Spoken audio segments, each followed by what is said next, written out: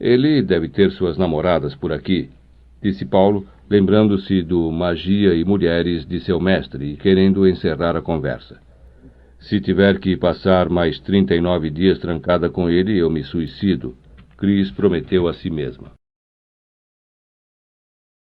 À tarde foram a uma lanchonete que ficava do outro lado da rua. Paulo escolheu uma mesa na janela.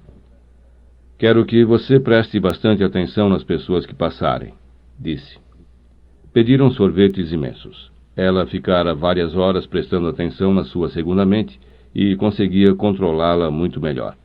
Seu apetite, porém, sempre fugia a qualquer controle. Fez o que Paulo pediu. Em quase meia hora, apenas 5 pessoas passaram diante da janela. O que você viu? Ela descreveu as pessoas em detalhes. Roupas, idade aproximada, o que carregavam. Mas, aparentemente, não era isto que ele desejava saber. Insistiu bastante e tentou arrancar uma resposta melhor, mas não conseguiu. Está bem, disse ele no final, dando-se por vencido. Vou dizer o que queria que reparasse. Todas as pessoas que passaram pela rua estavam olhando ligeiramente para baixo. Ficaram algum tempo esperando mais uma pessoa passar. Paulo tinha razão. Tuck pediu para você olhar o horizonte. Faça isto. O que isso quer dizer? Todos nós, homens e animais, criamos uma espécie de espaço mágico ao nosso redor. Geralmente é um círculo de 5 metros de raio. E prestamos atenção a tudo o que entra ali. Não importa se são pessoas, mesas, telefones ou vitrines. Tentamos manter o controle deste pequeno mundo que nós mesmos criamos. Os magos, porém, olham sempre para longe. Eles ampliam este espaço mágico e tentam controlar muito mais coisas. Chamam isto de olhar o horizonte. E por que devo fazer isto? Porque você está aqui. Faça e verá como as coisas mudam. Quando saíram da lanchonete, ela manteve sua atenção nas coisas distantes. Notou as montanhas, as raras nuvens que apareciam apenas quando o sol se punha e, estranha sensação, parecia estar vendo o ar à sua volta. Tudo o que Tuck falar é importante, disse ele. Já viu e conversou com seu anjo e vai usar você para me ensinar. Entretanto, conhece o poder das palavras. Sabe que os conselhos que não são ouvidos voltam para quem os deu e perdem sua energia. Ele precisa ter certeza de que você está interessada no que ele lhe diz. Por que não mostra diretamente para você? Porque existe uma regra não escrita na tradição. Um mestre jamais ensina ao discípulo de outro mestre. Eu sou discípulo de J. Mas ele quer me ajudar. Então está escolhendo você para isto. Foi para isso que você me trouxe? Não. Foi porque eu tinha medo de ficar sozinho num deserto. Ele podia ter respondido que foi por amor, pensou ela, enquanto passeavam a pé pela cidade. Esta seria a resposta verdadeira. Pararam o carro na margem da pequena estrada de terra batida. Tuck dissera para olhar sempre o horizonte. Os 2 dias haviam passado, se encontrariam com ele aquela noite, e ela estava animada com isso. Mas ainda era de manhã, e os dias do deserto eram longos. Olhou mais uma vez o horizonte. Montanhas que surgiram de repente alguns milhões de anos atrás e que cruzavam o deserto numa larga cordilheira. Embora aqueles terremotos já tivessem acontecido há muito tempo, até hoje se podia ver como o chão havia sido rasgado. O solo ainda subia liso por boa parte das montanhas, até que, a determinada altura, uma espécie de ferida se abria, e lá de dentro surgiam rochas que se projetavam para o céu. Entre as montanhas e o carro havia o vale pedregoso com a vegetação rasteira, os espinhos, as iucas, os cactos, a vida que insistia em aparecer num ambiente que não a desejava.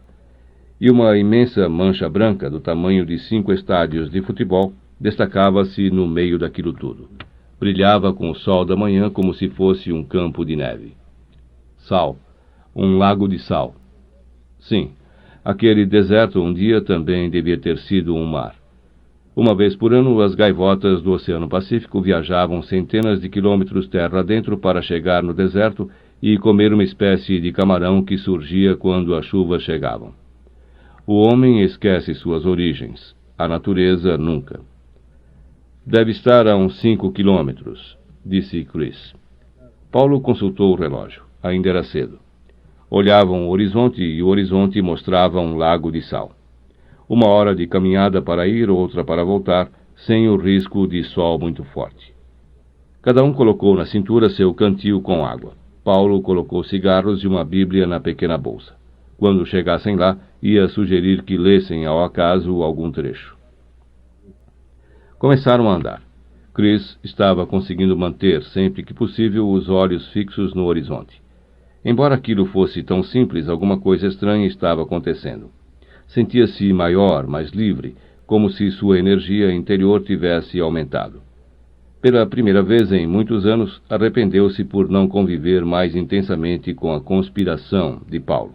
Imaginara sempre rituais muito mais difíceis, que apenas pessoas preparadas e com muita disciplina conseguiam executar. Caminharam sem pressa durante meia hora.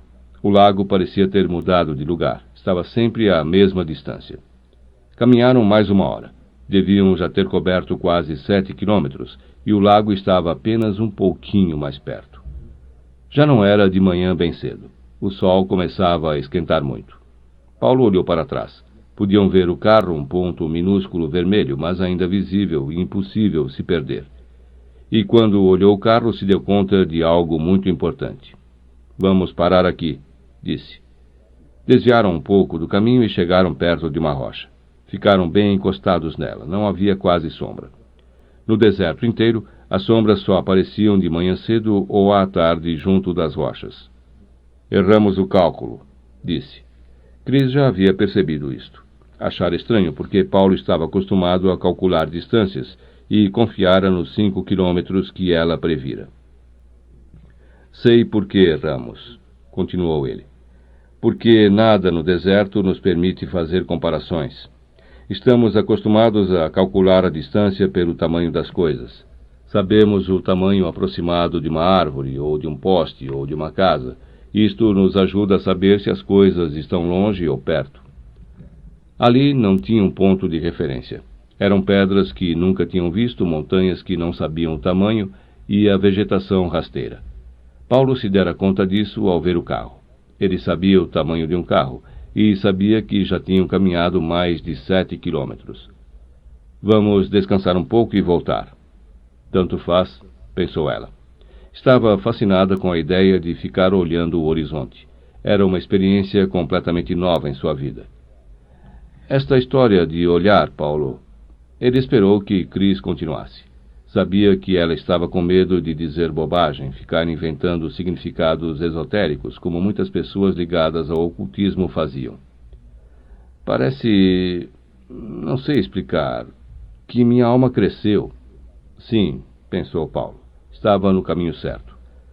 Antes eu olhava para longe e aquilo estava realmente longe, entende? Parecia não fazer parte do meu mundo, porque eu sempre estava olhando para perto, para as coisas à minha volta. Até que 2 dias atrás me acostumei a olhar à distância e percebi que, além de mesas, cadeiras, objetos, meu mundo incluía montanhas, nuvens, céu. E minha alma parece usar os olhos para tocar nestas coisas. Puxa, conseguiu explicar muito bem, pensou ele. Minha alma parece ter crescido, insistiu Chris. Ele abriu a bolsa, tirou o maço de cigarros e acendeu um. Qualquer um pode ver isso, mas estamos sempre olhando para perto, para baixo e para dentro. Então, usando o seu próprio termo, nosso poder diminui e nossa alma encolhe. Porque ela não inclui nada além de nós mesmos. Não inclui mares, montanhas, outras pessoas, não inclui nem mesmo paredes dos lugares onde vivemos. Paulo gostou da expressão "minha alma cresceu". Se estivesse conversando com um ocultista ortodoxo, na certa teria ouvido explicações muito mais complicadas, como "minha consciência expandiu". Mas o termo que sua mulher utilizara era muito mais exato. O cigarro acabou. Já não valia mais a pena insistir na ida até o lago. Breve, a temperatura estaria de novo em torno dos 50 graus à sombra. O carro estava longe, mas visível, e em 1h30 de caminhada estariam de novo lá. Começaram a voltar. Estavam cercados pelo deserto, pelo imenso horizonte, e a sensação de liberdade crescia na alma dos dois. Vamos tirar a roupa, disse Paulo. Pode ter alguém nos olhando? Chris falou automaticamente. Paulo riu. Podiam ver tudo ao redor. No dia anterior, quando passearam pela manhã e à tarde, apenas 2 carros passaram. E, mesmo assim, escutaram o ruído muitíssimo antes de os veículos aparecerem. O deserto era sol, vento e silêncio. Apenas nossos anjos estão olhando, respondeu. E já nos viram nus muitas vezes. Tirou a bermuda, a camiseta, o cantil e colocou tudo na bolsa que levava. Chris controlou-se para não rir. Fez a mesma coisa e em pouco tempo caminhavam pelo deserto do Mojave 2 pessoas de tênis, bonés e óculos escuros, uma delas carregando uma bolsa pesada. Se alguém estivesse vendo, acharia muito engraçado. Andaram meia hora. O carro era um ponto no horizonte, mas ao contrário do lago, crescia à medida que se aproximavam dele. Em pouco tempo chegariam lá. Só que, de repente, ela estava com uma imensa preguiça. Vamos descansar um pouco, pediu. Paulo parou quase que imediatamente. Não aguento carregar isto, reclamou. Estou cansado. Como é que ele não aguentava? Tudo aquilo, incluindo os 2 cantis de água, não devia pesar mais de 3 quilos. Tem que levar. A água está aí dentro. Sim, era preciso levar. Então vamos embora logo, disse mal-humorado. Tudo estava tão romântico há alguns minutos, pensou ela. E agora ele estava de mau humor. Não ia ligar para isso, estava com preguiça. Andaram mais um pouco e a preguiça foi aumentando. Mas, se dependesse dela, não comentaria nada, não queria irritá-lo mais. Que bobo, tornou a pensar. Ficar de mau humor no meio daquela beleza toda e logo depois de conversar em assuntos tão interessantes como... Ela não conseguia lembrar, mas não tinha importância. Estava também com preguiça de pensar agora. Paulo parou e colocou a bolsa no chão. Vamos descansar, disse. Não parecia mais irritado, devia estar com preguiça também, igual a ela. Não havia sombra, mas ela também precisava descansar. Sentaram-se no chão quente. O fato de estarem nus, o fato de a areia queimar a pele não fez muita diferença. Precisavam parar, um pouco. Ela conseguiu lembrar-se sobre o que estavam conversando. Horizontes. Reparou que agora, mesmo que não quisesse, tinha a sensação de alma crescida. E, além do mais, a segunda mente parara de funcionar por completo.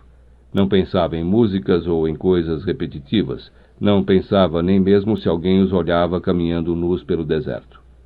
Tudo estava perdendo a importância. Sentia-se relaxada, despreocupada, livre. Ficaram alguns minutos em silêncio. Estava quente, mas o sol também não incomodava.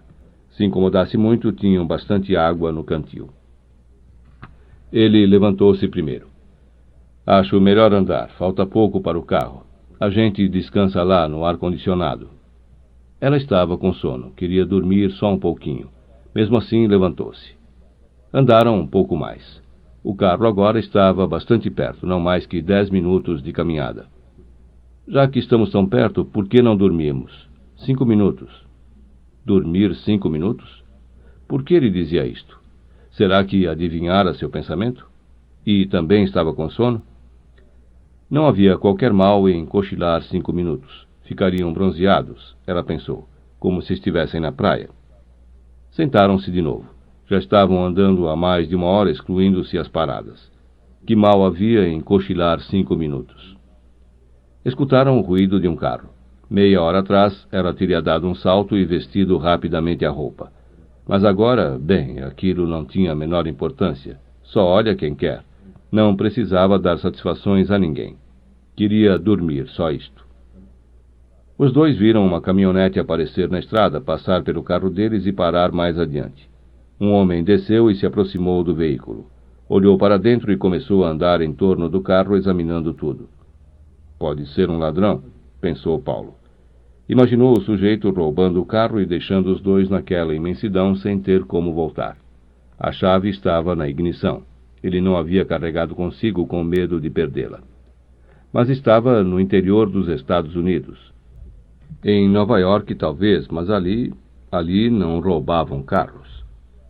Chris olhava o deserto, como estava dourado. Uma sensação agradável de descanso começava a tomar conta de todo o seu corpo. O sol não incomodava. As pessoas não sabiam como o deserto podia ser belo durante o dia. Dourado, diferente do deserto cor-de-rosa dos finais de tarde. O sujeito parou de olhar o carro e colocou a mão sobre os olhos como uma viseira. Estava procurando os dois. Ela estava nua e ele acabaria vendo. Mas que importância tinha isso? Paulo parecia não estar muito preocupado tampouco. O homem agora andava em direção a eles. A sensação de leveza e euforia aumentava cada vez mais, embora a preguiça fizesse com que não se movessem do lugar. O deserto era dourado e lindo. E tudo estava tranquilo, em paz. Os anjos se mostrariam daqui a pouco. Era para isso que tinham vindo ao deserto, para conversar com anjos. Estava nua e não tinha vergonha. Era uma mulher livre. O homem parou em pé na frente dos dois. Falava uma língua diferente. Eles não entendiam o que ele estava dizendo. Mas Paulo fez um esforço e viu que o homem falava inglês. Afinal de contas, estavam nos Estados Unidos.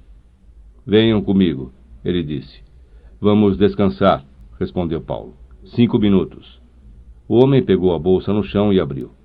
Vista isto, disse para Chris, estendendo a roupa. Ela levantou-se com muito esforço e obedeceu. Estava com preguiça de discutir. Ele mandou que Paulo se vestisse. Paulo também estava com preguiça de discutir. O homem olhou os cantis cheios de água, abriu um deles, encheu a pequena tampa e mandou que bebessem. Não tinham sede, mas fizeram o que o homem mandava. Estavam muito calmos, em completa paz com o mundo e sem qualquer desejo de discutir. Fariam qualquer coisa, obedeceriam qualquer ordem, desde que ele os deixasse em paz. Vamos andar, disse o homem. Já não conseguiam pensar muito, apenas olhar o deserto. Fariam qualquer coisa, desde que aquele estranho os deixasse dormir logo. O homem seguiu com eles até o carro, pediu que entrassem e ligou o motor. Onde estará nos levando? Pensou Paulo. Mas não conseguia ficar preocupado. O mundo estava em paz, e tudo o que queria fazer era dormir um pouco. Acordou com o estômago dando voltas e uma imensa vontade de vomitar. Fica quieto mais um pouco. Alguém estava falando com ele, mas sua cabeça era uma imensa confusão. Lembrava-se ainda do paraíso dourado, onde tudo era paz e tranquilidade. Tentou mover-se e sentiu como se milhares de agulhas se cravassem em sua cabeça. Vou dormir de novo, pensou, mas não conseguia. As agulhas não se descravavam. O estômago continuava dando voltas. Quero vomitar, disse. Quando abriu os olhos, viu que estava sentado numa espécie de mini-mercado. Várias geladeiras com refrigerantes dentro e prateleiras com comida. Olhou aquilo e sentiu mais enjoo. Então reparou à sua frente num homem que nunca vira antes. Ele ajudou-o a levantar-se. Paulo percebeu que, além das agulhas imaginárias na cabeça, tinha também uma outra no braço, só que esta era de verdade. O homem pegou o soro preso na agulha e os dois caminharam até o banheiro. Ele vomitou um pouco de água, nada demais. O que está acontecendo? O que significa esta agulha? Era a voz de Chris falando em português. Voltou para o pequeno mercado e viu que ela também estava sentada com o soro injetado nas veias. Paulo agora sentia-se um pouco melhor. Não precisava mais da ajuda do homem. Ajudou Chris a levantar-se, ir ao banheiro e vomitar também. Vou levar seu carro e pegar o meu, disse o estranho. Deixo-o no mesmo lugar, com a chave na ignição. Peça uma carona para ir até lá. Ele estava começando a se lembrar do que acontecera, mas o enjoo retornara e teve que vomitar de novo. Quando voltou, o homem já havia saído. Eles então repararam que outra pessoa estava ali, um rapaz com seus 20 e poucos anos. Mais 1 hora, disse o rapaz. O soro acaba e vocês podem ir embora. Que horas são? O rapaz respondeu. Paulo fez um esforço para se levantar.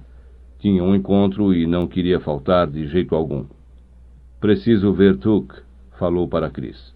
Sente-se, disse o rapaz. Só quando o soro acabar. O comentário era desnecessário. Ele não tinha força ou disposição para caminhar até a porta. Foi-se o encontro, pensou. Mas a esta altura nada tinha muita importância. Quanto menos pensasse, melhor. 15 minutos, disse Tuck. Depois disso vem a morte e você nem percebe. Estavam de novo no velho trailer. Era a tarde do dia seguinte e tudo em volta estava cor-de-rosa. Nada parecido com o deserto do dia anterior, dourado de imensa paz e vômitos e enjoo. Há 24 horas não conseguiam dormir ou comer. Vomitavam tudo o que colocavam para dentro. Mas agora a sensação estranha estava passando. Ainda bem que o horizonte de vocês estava expandido, continuou o rapaz, e que estavam pensando em anjos. Um anjo apareceu. Era melhor dizer, a alma havia crescido, pensou Paulo. Além disso, o sujeito que apareceu não era um anjo, tinha uma caminhonete velha e falava inglês. Aquele garoto já estava começando a ver coisas. Vamos logo, disse Tuck, pedindo que Paulo ligasse o carro. Sentou-se no banco dianteiro sem a menor cerimônia, e Chris, blasfemando em português, foi para o banco de trás. Tuck começou a dar instruções. Pegue este caminho aqui, siga para lá, ande rápido para que o carro refrigere bem, desligue o ar-condicionado para não esquentar o motor. Várias vezes saíram das precárias estradas de terra e adentraram o deserto. Mas Tuck sabia tudo, não cometia erros como eles. O que houve ontem? Insistiu Chris pela 100ª vez. Sabia que Tuck alimentava a expectativa. Embora já tivesse visto seu anjo da guarda, agia como qualquer rapaz de sua idade. Insolação, respondeu ele finalmente. Será que vocês nunca viram filme de deserto? Claro que já. Homens sedentos se arrastando pela areia em busca de um pouco de água. Nós não estávamos com sede. Os 2 cantis estavam cheios de água. Não falo disso, cortou o americano. Refiro-me às roupas. As roupas. Os árabes com aquelas roupas longas, vários mantos, um por cima do outro. Sim, como fomos tão burros. Paulo já tinha escutado tanto sobre isso, já estivera em 3 outros desertos e nunca sentira vontade de tirar a roupa. Mas ali, naquela manhã, depois da frustração do lago que não chegava nunca, como pude ter uma ideia tão imbecil? Pensou. Quando vocês tiraram a roupa, a água do corpo começou a evaporar imediatamente. Não dá nem para suar por causa do clima completamente seco. Em 15 minutos vocês já estavam desidratados. Não existe sede nem nada, apenas um leve senso de desorientação. E o cansaço? O cansaço é a morte chegando. Não deu para notar que era a morte, Chris disse para si mesma. Se algum dia precisasse escolher uma maneira suave de deixar este mundo, voltaria a andar nua pelo deserto. A grande maioria das pessoas que morrem no deserto morrem com água no cantil. A desidratação é tão rápida que nos sentimos como quem bebeu uma garrafa inteira de uísque ou tomou um enorme comprimido de calmante. Tuck pediu que, a partir de agora, bebessem água o tempo inteiro, mesmo sem sede, porque a água precisava estar dentro do corpo. Mas apareceu um anjo, concluiu ele. Antes que Paulo pudesse dizer o que pensava a respeito, Tuck mandou que parassem perto de um morro. Vamos descer aqui e fazer o resto do caminho a pé. Começaram a andar por uma pequena trilha que levava até o alto. Logo nos primeiros minutos, Tuck lembrou-se que esquecera a lanterna no carro. Voltou, pegou-a e ficou sentado algum tempo no capô olhando o vazio. Chris tem razão. A solidão faz mal às pessoas. Ele está se comportando de uma maneira estranha, pensou Paulo enquanto olhava o rapaz sentado lá embaixo. Mas, segundos depois, ele já havia subido de novo o pequeno trecho que tinham caminhado e passou a acompanhar os dois. Em 40 minutos, sem maiores dificuldades, estavam no topo do monte. Havia uma vegetação rala e Tuck pediu que sentassem de frente para o norte. Sua atitude, muito expansiva, havia mudado. Agora parecia mais concentrado e distante. Vocês vieram em busca de anjos, disse, sentando-se também ao lado deles. Eu vim, disse Paulo, e sei que você conversou com um. Esqueça meu anjo. Muita gente neste deserto já conversou ou viu seu anjo, e também muita gente nas cidades e nos mares e nas montanhas. Havia um certo tom de impaciência na voz dele. Pense no seu anjo da guarda, continuou, porque meu anjo está aqui, eu posso vê-lo. Este é meu lugar sagrado. Tanto Paulo quanto Chris lembraram a primeira noite no deserto, e imaginaram de novo os seus anjos com as roupas e as asas. Tenham sempre um lugar sagrado. O meu já foi dentro de um pequeno apartamento, já foi uma praça em Los Angeles, e agora é aqui. Um canto sagrado abre uma porta para o céu, e o céu penetra. Os dois ficaram olhando o lugar sagrado de Tuk. Rochas, o solo duro, a vegetação rasteira. Talvez algumas cobras e coiotes passeassem de noite por ali. Tuk parecia estar em transe. Foi aqui que consegui ver o meu anjo, embora soubesse que ele está em todos os lugares, que sua face é a face do deserto onde vivo, ou da cidade onde morei 18 anos. Conversei com meu anjo porque tinha fé na existência dele, porque tinha esperança no seu encontro, e porque o amava. Nenhum dos dois ousou perguntar qual havia sido a conversa. Tuk continuou. Todo mundo pode contatar 4 tipos de entidades no mundo invisível: os elementais, os espíritos desencarnados, os santos e os anjos. Os elementais são as vibrações das coisas da natureza, do fogo, da terra, da água e do ar, e nós os contatamos por meio do ritual. São forças puras, como os terremotos, os raios ou os vulcões. Porque precisamos entendê-los como seres, aparecem sob a forma de duendes, de fadas, de salamandras. Mas tudo o que o homem pode fazer é usar o poder dos elementais. Jamais aprenderá qualquer coisa com eles. Por que será que ele está dizendo isto? Pensou Paulo. Será que não se lembra que também sou um mestre em magia? Tuk seguia sua explicação. Os espíritos desencarnados são aqueles que estão vagando entre uma vida e outra, e nós os contatamos por meio da mediunidade. Alguns são grandes mestres, mas tudo o que eles ensinam nós podemos aprender na Terra, porque eles também aprenderam aqui. Melhor, então, deixá-los caminhar em direção ao próximo passo, olharmos mais nosso horizonte e procurar tirar daqui a sabedoria que eles tiraram. Paulo deve saber isso, pensou Chris. Ele está falando para mim. Sim, Tuk falava para aquela mulher, por causa dela estava ali. Nada tinha a ensinar a Paulo, 20 anos mais velho que ele, mais experiente, e que, se pensasse 2 vezes, descobriria a forma de conversar com o anjo. Paulo era discípulo de Jota, e, como Tuk ouvia falar de Jota. No primeiro encontro, tentou diversas maneiras de fazer o brasileiro falar, mas a mulher atrapalhara tudo. Não conseguiu saber as técnicas, os processos, os rituais que Jota usava. Aquele primeiro encontro o desapontara profundamente. Pensou que o brasileiro talvez estivesse usando o nome de Jota sem que o mestre soubesse. Ou, quem sabe, Jota errara pela primeira vez na escolha do discípulo, e, se fosse isso, em breve toda a tradição iria descobrir. Mas, naquela noite do encontro, sonhou com seu anjo da guarda. E seu anjo pediu que ele iniciasse a mulher no caminho da magia. Apenas iniciar. O marido faria o resto. No sonho, ele argumentou que já havia ensinado o que era segundamente e havia pedido que ela olhasse o horizonte. O anjo disse que prestasse atenção ao homem, mas que cuidasse da mulher. E desapareceu. Era treinado para ter disciplina. Estava agora fazendo o que o seu anjo pedira, e esperava que isto fosse visto lá em cima. Depois dos espíritos desencarnados, continuou ele, aparecem os santos. Estes são os verdadeiros mestres. Viveram conosco algum dia e estão agora próximos da luz. O grande ensinamento dos santos são suas vidas aqui na Terra. Ali está tudo o que precisamos saber, basta imitá-los. E como invocamos os santos? Perguntou Chris. Pela oração, respondeu Paulo, cortando a palavra de Tuk. Não estava com ciúmes, embora fosse claro para ele que o americano queria brilhar para Chris. Ele respeita a tradição. Vai usar minha mulher para me ensinar. Mas por que está sendo tão primário, repetindo coisas que já sei? Pensou. Invocamos os santos pela oração constante. Paulo continuou a falar.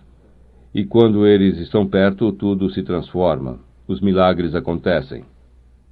Tuk notou o tom agressivo do brasileiro, mas não falaria sobre o sonho com o anjo, não devia satisfações a ninguém. Finalmente, Tuk pegou de novo a palavra. Existem os anjos. Talvez o brasileiro não soubesse mesmo esta parte, embora parecesse conhecer um bocado de outros assuntos. Tuk fez uma longa pausa. Ficou em silêncio, rezou baixinho, lembrou-se do seu anjo. Torceu para que ele estivesse escutando cada palavra, e pediu para ser claro porque, Deus, era muito, muito difícil explicar. Os anjos são amor em movimento, que não para nunca, que luta para crescer, que está além do bem e do mal. O amor que tudo devora, que tudo destrói, que tudo perdoa. Os anjos são feitos desse amor e, ao mesmo tempo, são seus mensageiros. O amor do anjo exterminador que carrega um dia nossa alma e do anjo da guarda que a traz de volta. O amor em movimento. O amor em guerra, disse ela. Não existe amor em paz. Quem for por aí está perdido. O que um garoto desses entende de amor?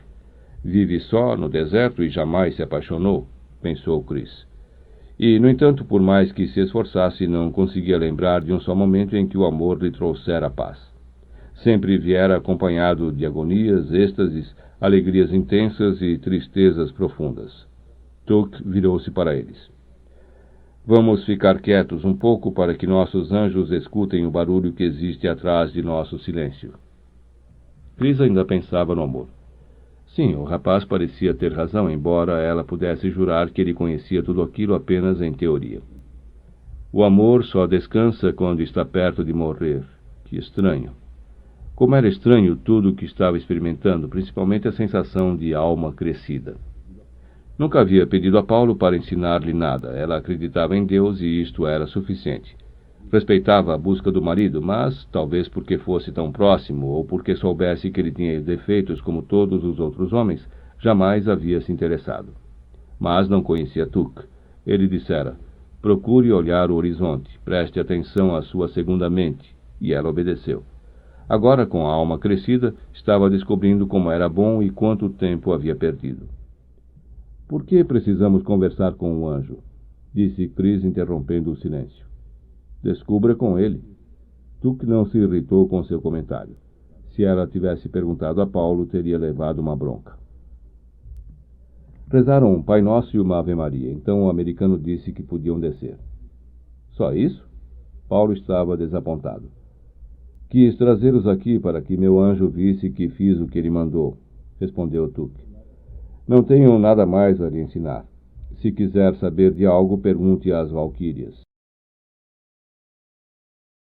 A volta foi feita num silêncio constrangedor, interrompido apenas nos momentos em que Tuck dava as indicações do caminho. Mas ninguém queria conversar com ninguém. Paulo, porque achava que Tuck o enganara. Chris, porque Paulo podia ficar aborrecido com seus comentários, achar que ela estava estragando tudo. E Tuck, porque sabia que o brasileiro estava decepcionado, e por causa disso não falaria sobre Jota e suas técnicas. Você está errado em alguma coisa, disse Paulo quando chegaram diante do trailer. Não foi um anjo que encontramos ontem, foi um sujeito numa caminhonete. Por uma fração de segundo, Chris achou que a frase ficaria sem resposta. A agressividade entre os dois era cada vez maior. O americano chegou a andar em direção à sua casa, mas de repente voltou-se. Vou lhe contar uma história que meu pai me contou, disse. Um mestre e seu discípulo estavam caminhando pelo deserto, e o mestre ensinava que podiam confiar sempre em Deus, pois ele tomava conta de tudo. Chegou a noite e resolveram acampar. O mestre montou a tenda e o discípulo ficou encarregado de amarrar os cavalos numa pedra. Mas ao chegar à pedra, pensou consigo mesmo. O mestre está me testando. Disse que Deus toma conta de tudo e me pediu para amarrar os cavalos. Quer ver se confio ou não em Deus.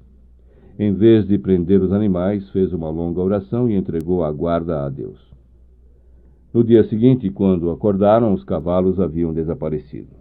Decepcionado, o discípulo foi se queixar ao mestre e disse que não confiava mais nele, pois Deus não cuidava de tudo, esquecera de vigiar os cavalos. Você está errado, respondeu o mestre. Deus queria cuidar dos cavalos, mas naquele momento precisava usar suas mãos para amarrá-los à pedra. O rapaz acendeu um pequeno lampião a gás que estava pendurado do lado de fora do trailer. A luz ofuscou um pouco o brilho das estrelas.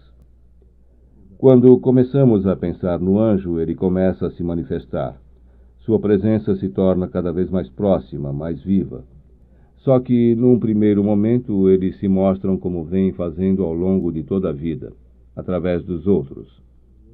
O seu anjo usou aquele homem. Deve ter retirado ele de casa cedo, mudado alguma coisa em sua rotina, ajeitado tudo para que ele pudesse estar ali justamente no momento em que vocês precisavam. Isto é um milagre. Não tente transformar num acontecimento comum. Paulo ouvia em silêncio. Quando íamos subir a montanha, esqueci a lanterna, continuou Tuck. Você deve ter reparado que fiquei algum tempo no carro. Sempre que esqueço alguma coisa na hora de sair de casa, sinto que meu anjo da guarda está agindo. Está me fazendo atrasar uns poucos segundos. E esse pouco tempo pode significar coisas muito importantes. Pode me livrar de um acidente ou fazer com que eu encontre alguém que necessitava. Por isso, depois que pego o que esqueci, sempre me sento e conto até 20. Assim, o anjo tem tempo de agir. Um anjo usa muitos instrumentos. O americano pediu a Paulo que esperasse um pouco. Entrou no trailer e voltou com o mapa. A vez mais recente em que vi as valquírias foi aqui. Apontou um lugar no mapa. A agressividade entre os dois parecia ter diminuído muito. Cuide dela, disse Tuck. Foi bom ela ter vindo. Acho que sim, respondeu Paulo. Obrigado por tudo. E se despediram. Como tenho sido burro, disse Paulo, dando um soco no volante assim que se afastaram um pouco. Burro? Achei que você estava com ciúmes. Mas Paulo estava rindo de ótimo humor. 4 processos, e ele só falou 3. É com o 4º processo que se conversa com o anjo. Ele virou-se para Chris. Seus olhos brilhavam de alegria. O 4º processo, a canalização. Quase 10 dias no deserto. Pararam no lugar onde o chão se abria numa série de feridas, como se rios pré-históricos tivessem corrido por ali, dezenas deles, deixando aquelas rachaduras compridas, fundas, que o sol se encarregava de tornar cada vez maiores. Ali não existiam nem os escorpiões, nem as cobras, nem os coiotes, nem a sempre presente erva rasteira. O deserto estava cheio destes lugares chamados Badlands, as terras malditas. Os dois entraram em uma daquelas imensas feridas. As paredes de terra eram altas e tudo o que podiam ver era um caminho tortuoso, sem começo ou fim. Já não eram mais os dois aventureiros irresponsáveis, achando que nada de mal podia acontecer. O deserto tinha suas leis e matava quem não as respeitasse. Haviam aprendido estas leis: os rastros de cobra, as horas de sair, as precauções com a segurança. Antes de entrar nas Badlands, deixaram um bilhete no carro dizendo para onde se dirigiam. Mesmo que fosse por apenas meia hora e aquilo parecesse desnecessário, ridículo, se acontecesse alguma coisa, um carro podia parar e alguém veria o bilhete e saberia a direção que os dois tinham tomado. Precisavam facilitar a tarefa dos instrumentos do anjo da guarda. Buscavam as valquírias. Não ali, naquele final de mundo, porque nenhuma vida resiste por muito tempo nas Badlands. Ali era apenas um treino, para Chris. Mas as valquírias estavam por perto e alguma coisa parecia dizer isto. Deixavam rastros, viviam pelo deserto, não paravam em nenhum lugar, mas deixavam rastros. Os dois tinham conseguido algumas pistas. No começo haviam visitado uma cidadezinha após outra, perguntando pelas valquírias, e ninguém ouvira falar delas.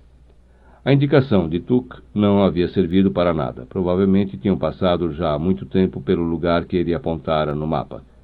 Mas um dia, num bar, encontraram um rapaz que se lembrava de ter lido algo a respeito delas. Então ele descreveu a roupa que usavam e os rastros que deixavam. Os dois passaram a perguntar por mulheres com aquele tipo de vestimenta. As pessoas faziam ar de desaprovação e contavam que tinham partido há um mês, há uma semana, há 3 dias. Finalmente, estavam agora a um dia de viagem do lugar onde elas poderiam estar. O sol já estava perto do horizonte, ou não arriscariam caminhar pelo deserto. As paredes de terra projetavam sombra. O lugar era perfeito. Chris não aguentava mais repetir tudo aquilo, mas precisava. Ainda não havia conseguido resultados importantes. Sente-se aqui, de costas para o sul. Ela fez o que Paulo estava mandando e depois automaticamente começou a relaxar. Estava com as pernas cruzadas, os olhos fechados, mas podia sentir o deserto inteiro à sua volta. Sua alma crescera durante todos esses dias. Sabia que o mundo era mais vasto, muito mais vasto do que 2 semanas atrás. Concentre-se na segunda mente, disse ele. Chris percebia o tom de inibição na sua voz. Não podia se comportar com ela da mesma maneira que se comportava com outros discípulos. Afinal, ela conhecia suas falhas e fraquezas. Mas Paulo fazia um supremo esforço para agir como um mestre, e ela o respeitava por isso. Concentrou-se na segunda mente. Deixou que todos os pensamentos lhe viessem à cabeça. E, como sempre, eram pensamentos absurdos para quem estava no meio de um deserto. De 3 dias para cá, sempre que começava o exercício, dava-se conta de que seu pensamento automático estava muito preocupado com quem ela devia convidar para a festa de seu aniversário daqui a 3 meses. Mas Paulo havia pedido que não ligasse para isto, que deixasse suas preocupações fluírem livremente. Vamos repetir tudo de novo, ele disse. Estou pensando na minha festa. Não lute contra os seus pensamentos. Eles são mais fortes que você, disse Paulo pela 1000ª vez. Se quiser livrar-se deles, aceite-os. Pense no que eles querem que você pense até que se cansem. Ela fazia a lista dos convidados. Tirou alguns e colocou outros. Este era o primeiro passo. Dar atenção à segunda mente até que esta se cansasse. Agora a festa de aniversário já desaparecia com mais rapidez. Mesmo assim, ainda fazia a lista. Era inacreditável como um assunto desses pudesse preocupá-la tantos dias, ocupar tantas horas em que podia estar pensando em coisas mais interessantes. Pense até cansar. Então, quando cansar, abra o canal. Paulo afastou-se da mulher e encostou-se no barranco. O garoto era esperto, embora levasse muito a sério aquela história de não se poder ensinar nada ao discípulo de um outro mestre. Mas, através de Chris, havia-lhe dado todas as pistas de que precisava. A 4ª maneira de se comunicar com o mundo invisível era a canalização. Canalização. Quantas vezes ele vira pessoas dentro de carros nos engarrafamentos conversando sozinhas, sem perceber que executavam um dos mais sofisticados processos de magia. Diferente da mediunidade, que exigia uma certa perda de consciência durante o contato com os espíritos, a canalização era o processo mais natural que o ser humano usava para mergulhar no desconhecido. Era o contato com o Espírito Santo, com a alma do mundo, com os mestres iluminados que habitavam lugares remotos do universo. Não era preciso ritual, nem incorporação, nem nada. Todo ser humano sabia inconscientemente que existia uma ponte para o invisível ao alcance de suas mãos, pela qual ele podia trafegar sem medo. E todos os homens tentavam, mesmo que não se dessem conta. Todos se surpreendiam dizendo coisas que nunca pensaram, dando conselhos do tipo, não sei por que estou dizendo isto, fazendo certas coisas que não combinavam muito. E todos gostavam de ficar olhando os milagres da natureza, uma tempestade ou um pôr do sol, prontos para entrar em contato com a sabedoria universal, pensar em coisas realmente importantes, exceto que nestes momentos o muro invisível aparecia. A segunda mente. A segunda mente estava ali, barrando a entrada com suas coisas repetitivas, seus assuntos sem importância, suas músicas, seus problemas financeiros, suas paixões mal resolvidas. Levantou-se e voltou para perto de Chris. Tenha paciência e escute tudo o que a segunda mente tem a dizer. Não responda, não argumente. Ela se cansa. Chris refez mais uma vez a lista de convidados, embora já tivesse perdido o interesse naquilo. Quando acabou, colocou um ponto final e abriu os olhos. Estava ali, naquela ferida da terra. Sentiu o ar abafado à sua volta. Abra o canal, comece a falar. Falar. Sempre tivera medo de falar, de parecer ridícula, burra, medo de saber o que os outros pensavam do que dizia, porque eles sempre pareciam mais preparados, mais inteligentes, sempre com respostas para tudo. Mas agora era assim, precisava ter coragem, mesmo que estivesse dizendo coisas absurdas, frases sem sentido. Paulo havia explicado que isto era uma das maneiras da canalização, falar. vencer a segunda mente e depois deixar que o universo tomasse conta dela e a usasse como queria. Começou a mexer a cabeça simplesmente porque estava com vontade de fazer aquilo, e de repente teve vontade de realizar ruídos estranhos com a boca. Fez os ruídos. Nada era ridículo. Ela estava livre para agir como bem entendesse. Não sabia de onde vinham essas coisas, e entretanto vinham de dentro, do fundo de sua alma, e se manifestavam. De vez em quando a segunda mente voltava com suas preocupações, e Chris tentava organizar tudo aquilo, mas era necessário que fosse assim, sem lógica, sem censura, com a alegria de um guerreiro que está entrando num mundo desconhecido. Ela precisava falar a linguagem pura do coração. Paulo estava em silêncio e Chris sentia sua presença. Estava absolutamente consciente, mas livre. Não podia se preocupar com o que ele estava pensando. Tinha que continuar falando, fazendo gestos que dava vontade, cantando as músicas estranhas. Sim, tudo devia ter um sentido, porque jamais havia escutado esses ruídos, essas músicas, essas palavras e movimentos. Era difícil, havia sempre o medo de estar fantasiando as coisas, querendo parecer mais em contato com o invisível do que realmente estava. Mas venceu o medo do ridículo e foi em frente.